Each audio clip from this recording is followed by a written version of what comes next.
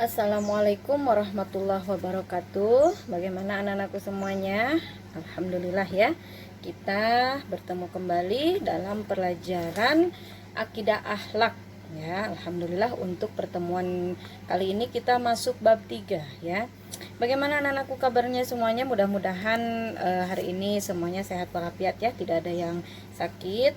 Kalaupun ada yang sakit, mari kita doakan sama-sama, mudah-mudahan cepat diberikan kesembuhan oleh Allah Subhanahu wa taala. Amin ya Allah ya Rabbal alamin. Baik anak-anakku semuanya, untuk memulai pelajaran kali ini kita membaca basmalah bersama-sama. Bismillahirrahmanirrahim. Dan sebelum kita mempelajari materi ini, Ibu sampaikan dulu ya. Tujuan dari pembelajaran kita pada bab ini, yang pertama adalah setelahnya kita mempelajari bab bahaya tentang sikap tercela, diharapkan anak-anakku semuanya dapat menjelaskan pengertian anania, pengertian putus asa, pengertian godop, dan pengertian tamak. Selanjutnya juga setelah mempelajari bab ini, anak-anak semuanya diharapkan dapat menjelaskan ciri-ciri, dampak perilaku, dan cara menghindari dari sikap anania, putus asa, godop, dan tamak. Persiapkan dulu semuanya, silakan anak-anakku semuanya buka materinya yang di LKS halaman 27 ya. Buka materinya di LKS yang halaman 27. Baik anak-anakku semuanya, materi kita kali ini adalah tentang akhlak tercela atau sikap tercela. Kalau minggu lalu kita tentang akhlak mulia, minggu ini kita tentang akhlak tercela ya. Akhlak tercela dalam bahasa Islam kita kenal dengan akhlakul mazmumah atau akhlakus sayyi'ah ya, yaitu akhlak yang tercela. Nah, anak-anakku semuanya, akhlak tercela ini sama seperti halnya akhlak mulia, banyak macamnya ya, tetapi pada hari ini kita akan bahas hanya 4 ya, anania, putus asa, godop, dan tamak ya. Silahkan langsung kita buka di bagian anania ya, di halaman 27, anak-anak semuanya buka. Anania, pertama kita bahas tentang pengertiannya. Anania secara bahasa artinya ada 2 kata ya, itu berasal dari kata ana ya. Ana itu artinya aku ya. Nah, anania ini sikap keakuan ya, sikap keakuan. Jadi apa-apa aku, apa-apa paling kaya aku, misal paling cantik aku, dan lain sebagainya ya. Sedangkan menurut istilah, anania ini adalah sikap terlalu mementingkan diri sendiri di atas kepentingan orang lain ya. Nah, ini kita bisa artikan secara singkat, sikap anania ini adalah sikap egois ya. Nah, sikap egois ini sangat berbahaya karena dapat menimbulkan dampak negatif yang merugikan baik diri sendiri maupun orang lain ya. Nah, ciri-ciri anania itu yang bagaimana? Kita lihat ya langsung di nomor 2, ciri-cirinya selalu ingin menang sendiri ya.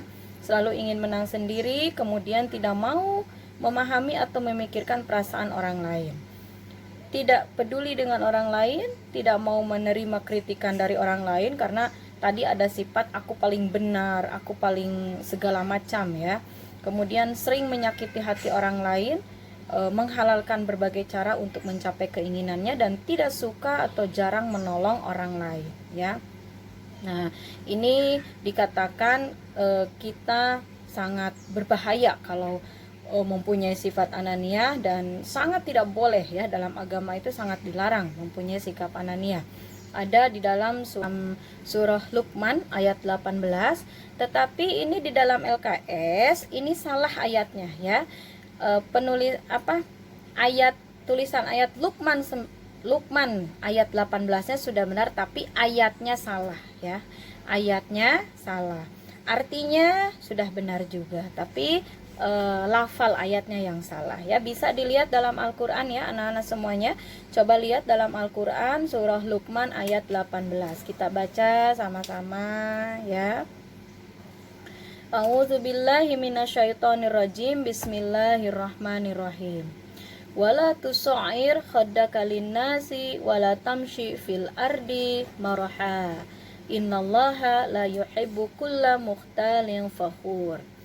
Shadaqallahul adzim. Artinya, dan janganlah kamu memalingkan mukamu dari manusia karena sombong, dan janganlah kamu berjalan di muka bumi dengan angkuh. Sesungguhnya Allah tidak menyukai orang-orang yang sombong lagi membanggakan diri. Nah, itu ayat yang benar ya. Ayat yang benar yaitu wala tusair khaddaka linnasi wala tamshi fil ardi maraha innallaha la yuhibbu kulla mukhtalin fakhur. Nah, ini mungkin ada kesalahan cetak, kesalahan mungkin editnya kurang teliti ya. Jadi ini bukan, jangan dianggap menyesatkan, tidak ya, tetapi ini mungkin ada kesalahan teknis dari pihak percetakan atau pihak yang menyusun LKS ya. Baik, itulah larangan ananiyah dalam surah Luqman ayat 18 ya. Ya, jadi ananiyah ini hampir mirip dengan sombong, hampir mirip dengan takabur ya, karena yaitu tadi keakuan itu ya, sikap egois itu. Lalu dampak perilaku anania ya, kenapa kita dilarang ya untuk memiliki sikap anania? Karena anania ini akhlak tercela dan dampaknya sangat buruk ya. Karena ini akhlak tercela berarti yang muncul adalah dampak negatif ya. Pertama, menimbulkan kekecewaan kepada orang lain ya. Kemudian merusak serta memutus tali persaudaraan dan silaturahmi. Kenapa? Karena kalau kita mempunyai sifat anania berarti kita akan dibenci sama keluarga kita, sama teman-teman kita dan lain sebagainya ya. Selanjutnya dijauhi dalam pergaulan dan dikucilkan oleh orang lain ya, yang tadi itu ya. Tidak tentram hidupnya, kemudian menimbulkan kebencian, pertengkaran dan permusuhan. Jelas ya. Orang tidak suka dengan sikap anania, pasti orang juga tidak suka dengan orangnya, benci dan ya akhirnya bertengkar, bermusuhan dan lain sebagainya.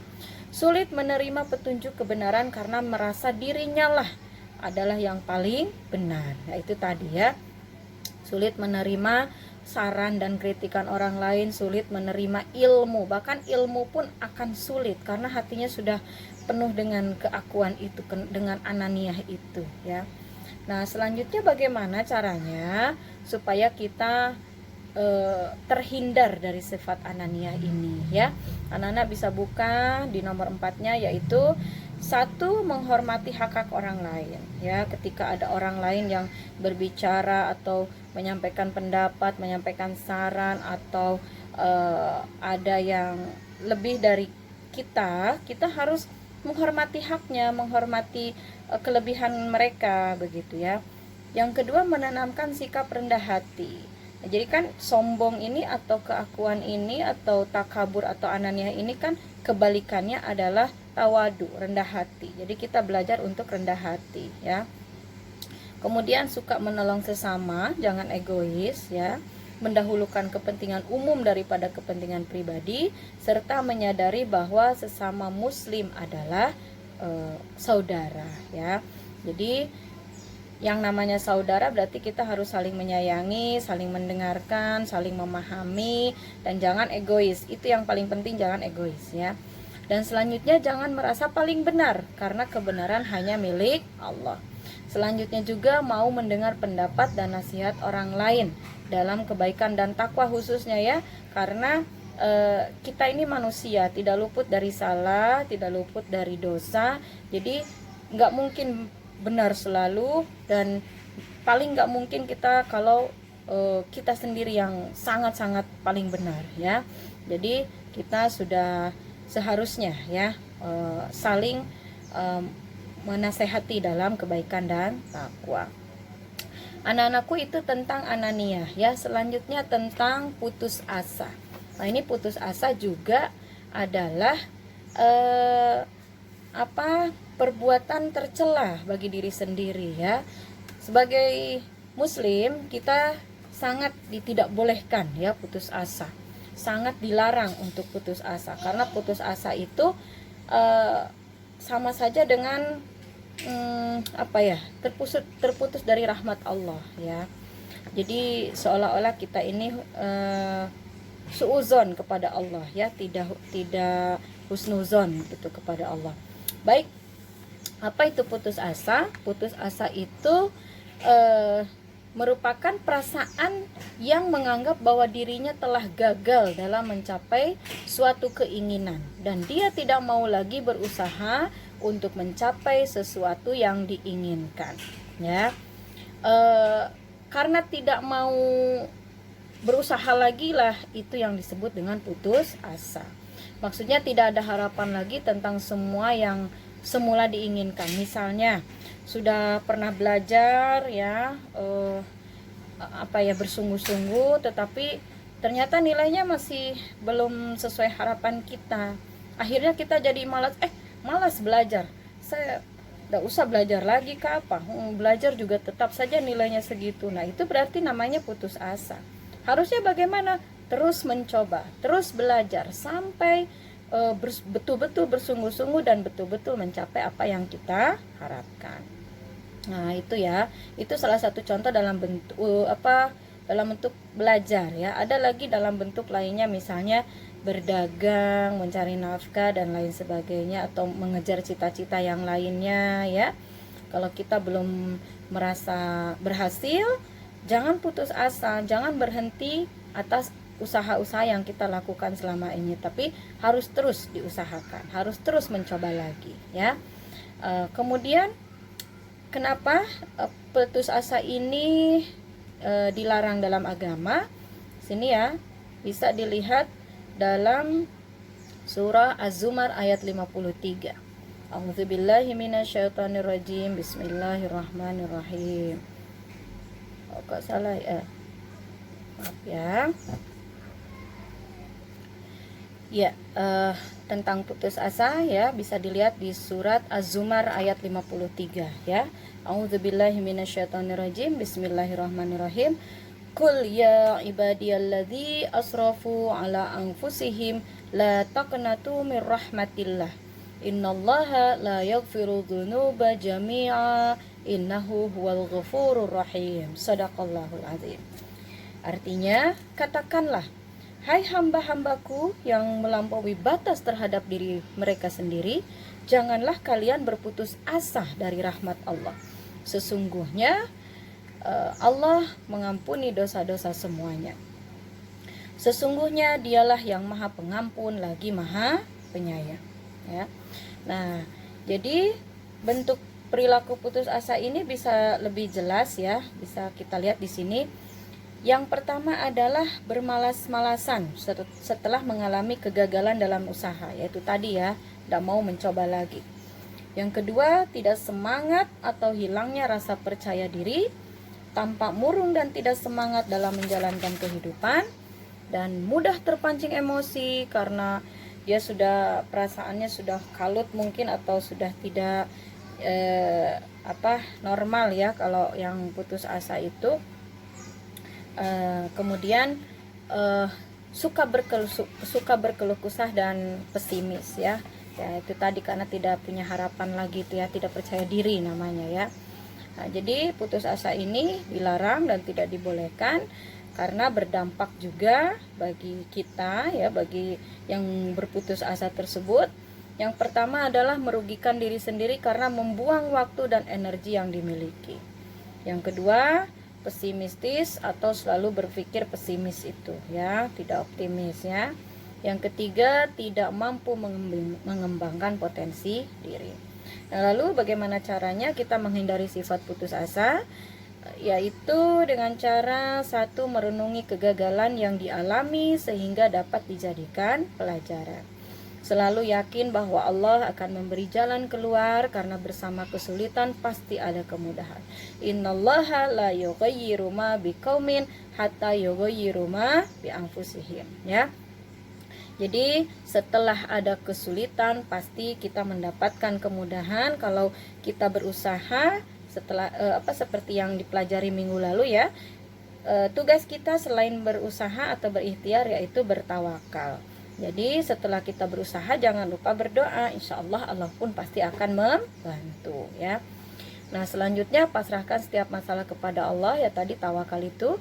Syukuri nikmat Allah yang kita terima, ini yang kita pelajari minggu lalu ya. Bangkitkan kembali motivasi terbesar bagi semua usaha. Selanjutnya anak-anakku tentang godop. Nah, godop ini menurut bahasa artinya marah, kasar, keras, dan padat. Sedangkan menurut istilah, godop itu adalah melakukan perbuatan atau mengeluarkan kata-kata secara emosional. Pelaku atau orang yang marah disebut godip. Dan jadi godop ini adalah marah gitu ya. Gitu.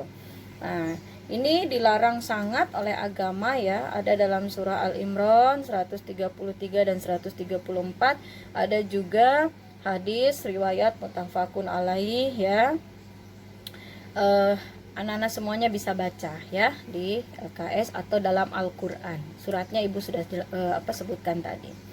Nah, bentuk perilaku godop bagaimana ya? Kemarahan antara satu orang dan lainnya berbeda-beda. Ada yang marah melalui ucapan, ada yang marah melalui perbuatan, ada yang marah melalui diam. Nah ya, adapun ciri-ciri orang yang sedang marah godop diantaranya pandangan mata tajam. Biasanya orang marah kan begitu ya, begini ya matanya ya. Kemudian sulit diajak bicara baik-baik, berbicara kasar dan berbuat anarkis ya. Jadi biasanya orang yang marah itu menakutkan ya, bukan lucu gitu ya, sehingga kalau ada orang marah kita juga takut ya gitu. Nah, ada yang marah dengan diam. Itu adalah sebaik-baik marah gitu ya, sebaik-baik marah kita diam. Nah, ya jadi diamnya itu juga diam yang mengandung arti gitu ya, diam mengandung arti. Kalau bisa diamnya itu sambil berzikir, sambil istighfar ya, supaya betul-betul hilang ya.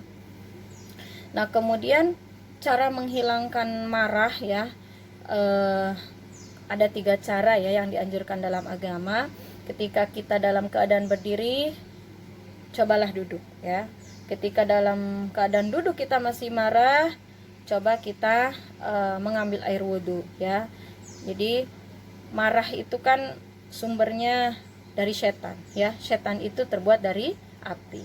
Nah, ketika api kita lunakkan dengan air ya, kita hilangkan dengan air, insya Allah kita hilang ya marahnya gitu kan. Nah, dampak perilaku godop ini karena tidak boleh kita berperilaku godop. Kenapa? Karena berdampak negatif ya.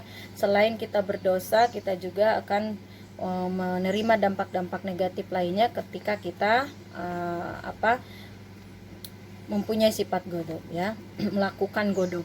Yang pertama, permasalahan tidak akan dapat diselesaikan dengan baik kalau kita sambil marah ya. Yang kedua, penyebab terputusnya silaturahmi yang telah terbangun. Yang ketiga, merupakan sumber permasalahan. Ya, kalau dengan menyelesaikan sesuatu dengan marah, pasti ya yang muncul bukan selesainya masalah itu, tetapi malah muncul masalah lain. Malah tambah bertengkar, malah tambah permusuhan ya, malah tambah dendam.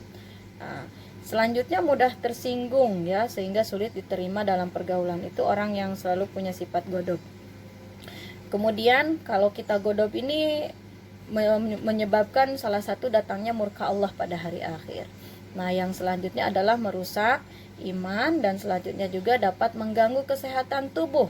Nah, ini ya penting sekali ya. Yang orang sering marah itu ternyata ada pengaruhnya juga dalam kesehatan jasmani.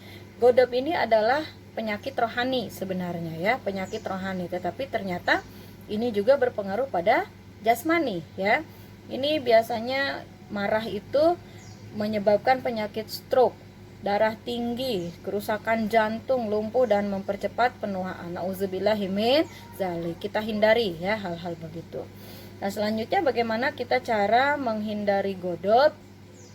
Yaitu yang pertama, menjauhi perbuatan-perbuatan yang dapat menyebabkan timbulnya rasa marah. Kalau ada sesuatu misalnya yang membuat kita marah, itu tadi lebih baik kita diam Ya, sebaik-baik kita memang sebagai manusia tidak bisa menghindari rasa marah ya, pasti ada ya.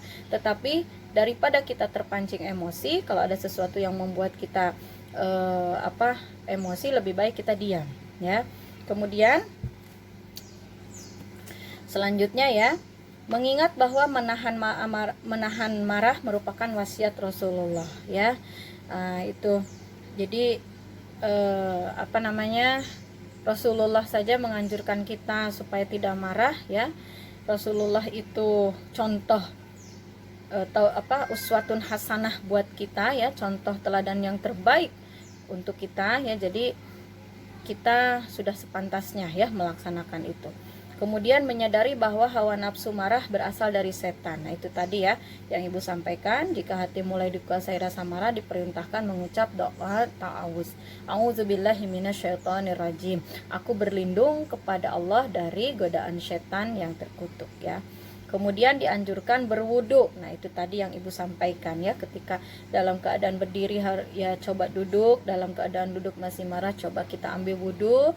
Berwudu itu harus benar-benar wudunya. Bu, saya sudah wudu tapi rasa marah saya nggak hilang tuh. Nah itu berarti wudunya harus diluruskan dulu ya, harus betul-betul kita niatnya, harus betul-betul kita gerakannya dan lain sebagainya. Oke, selanjutnya adalah tentang tamak.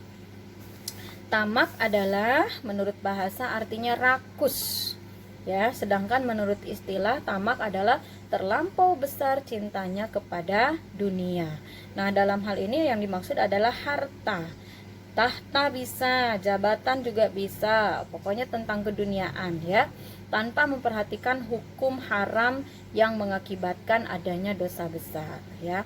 Nah akhlak tercela tamak ini juga termasuk akhlak tercela ya, dilarang dalam agama. Ada dalam surah Muhammad ayat 38 ya, ibu langsung baca artinya ya. Ingatlah kalian ini orang-orang yang diajak untuk menafkahkan harta di jalan Allah.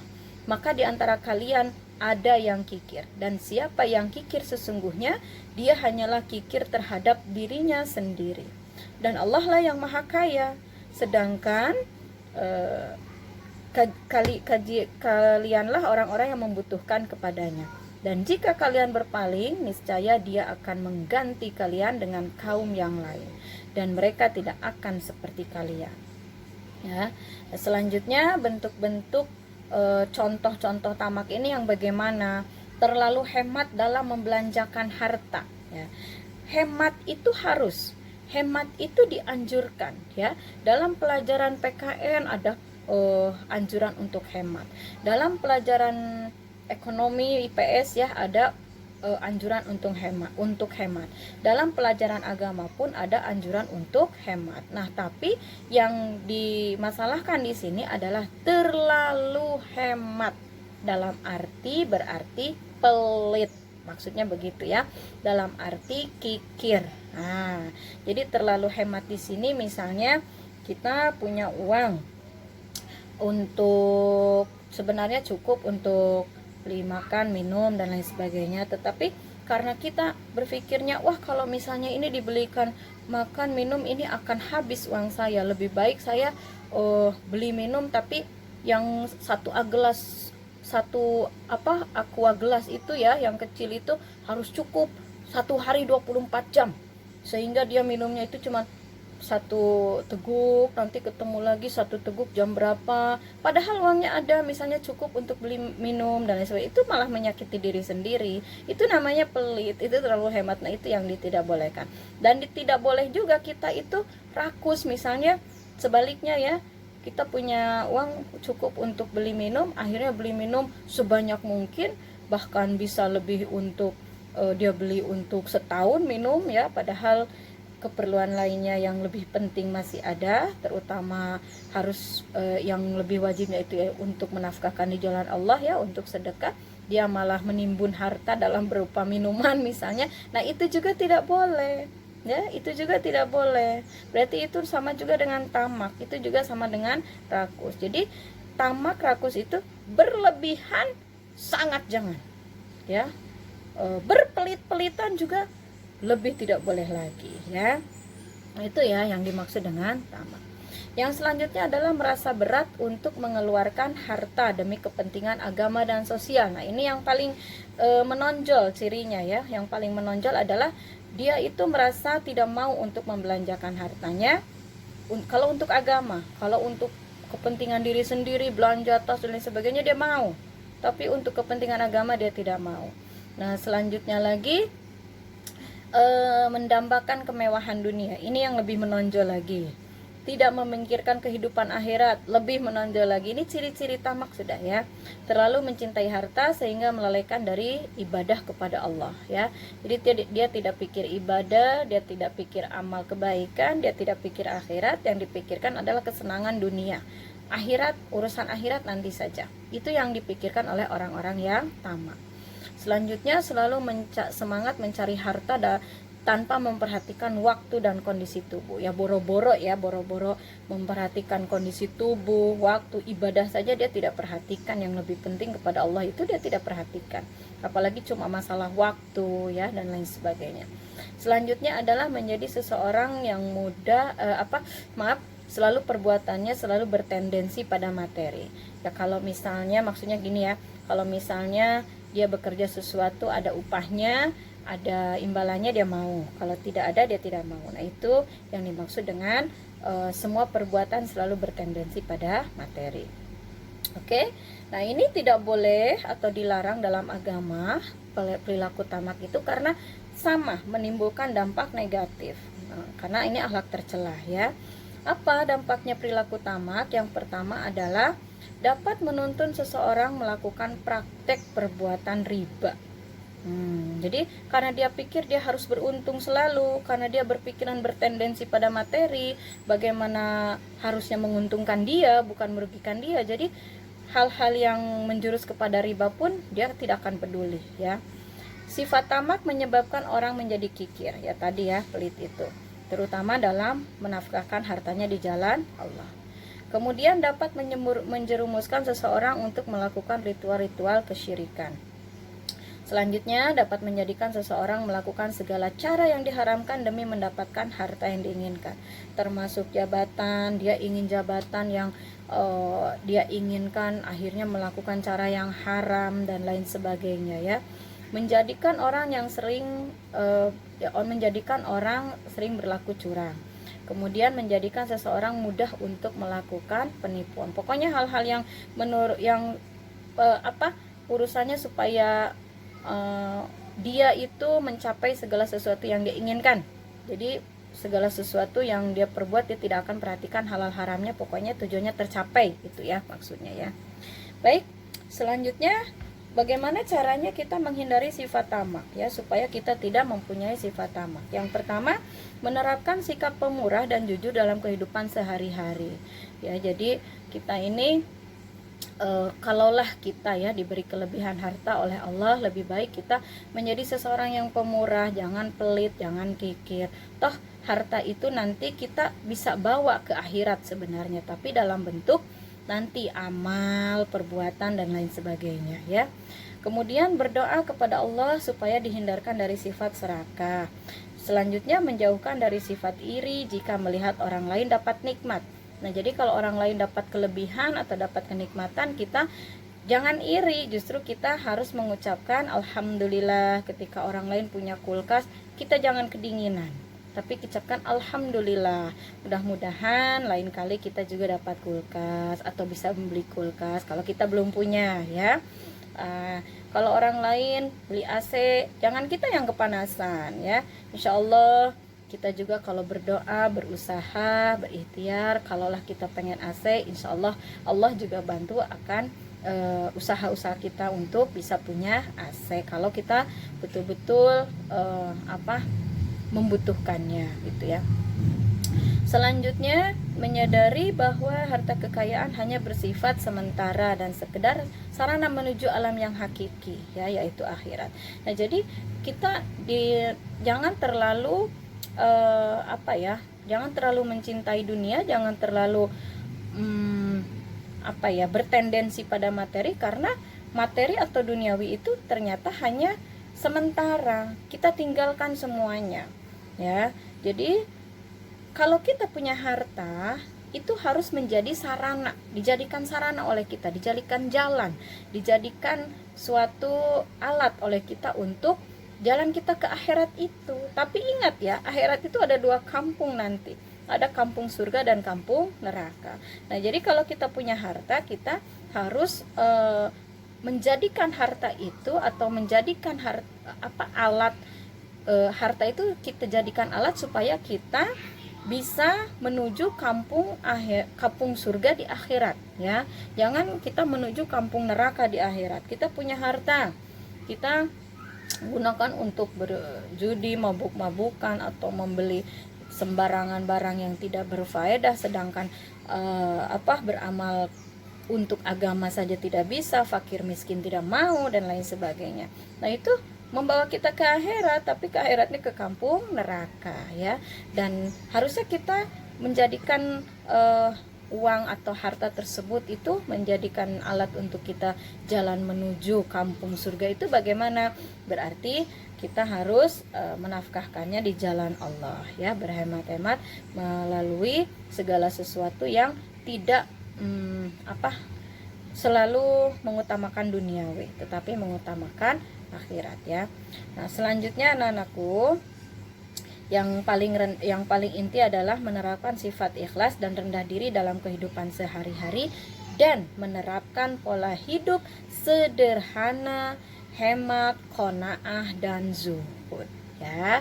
Qanaah ini adalah rela menerima apa segala yang diberikan oleh Allah, ya. Kalau kita dalam keadaan seperti ini tidak sama dengan orang yang lain yang berlebihan, tetap kita qanaah, tetap kita bersyukur, dan tetap kita mensyukuri nikmat yang diberikan oleh Allah. Paham? Oke, ya. Baik anak-anakku semuanya, itu materi tentang akhlak tercela yang Ibu sampaikan pada hari ini.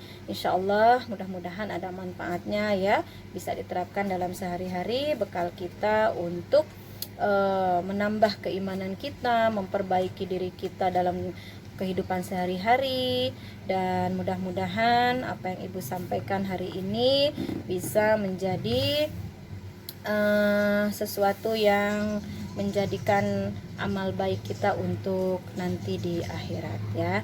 Baik, Ibu tutup pertemuan kali ini dengan bacaan hamdalah bersama-sama. Alhamdulillahirabbil alamin. Assalamualaikum warahmatullahi wabarakatuh.